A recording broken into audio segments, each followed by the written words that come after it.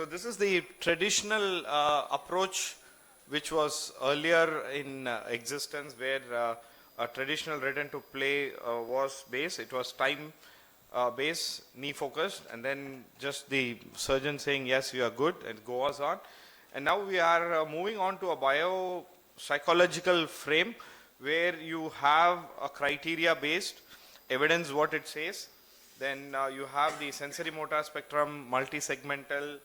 Then we are looking at interactive individual, their kind of task and work environment also, not only the sporting.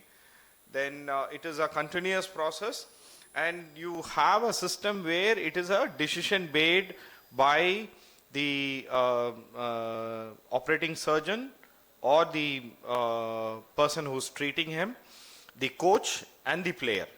And some of the research, what they say is you make the collective information and leave the decision making to the athlete, that they should be knowing what it is to be done. So most injuries and pathways expected to be this, but never this. This is what, and most of the time we physios are the ones who are caught up at this, and we need to show them this when we see this. And we know the pathway. I know initial there is questions, it's paining here, I feel this, and we know that this is how they are going to go off the pain. But we need to, use our own ways how we put that confidence back, and we know the journey, what we have seen with our other patients and how they rehab. So only thing is we need to replicate that into their visionary. So this is complex. Athlete, coach, so many things coming into play, everything adding their bits and pieces. So when you have a criteria base, you need to have phases which you can. So the same question I asked our doctor David Rajgaru also. So then the next immediate question is, when is the competition? Yeah, when so from the pyramid here, we straight away jump to the top of the pyramid. Yes. Then the physio. Normally, athletes don't come with technical questions.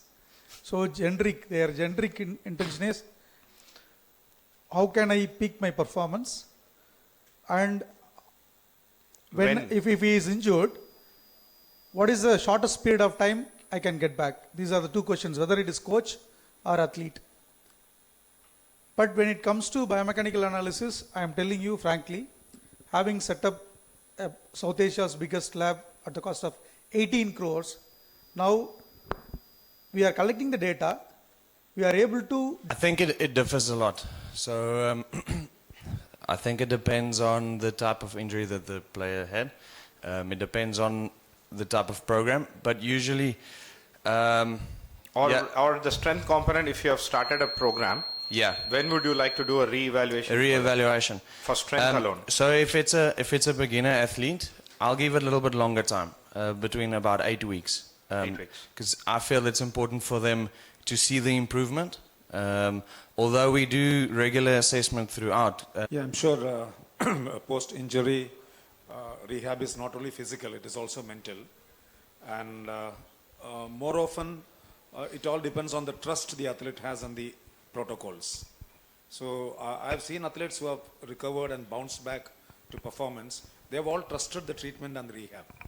So when the doubt factor is set in, naturally your consciousness goes to the injury part.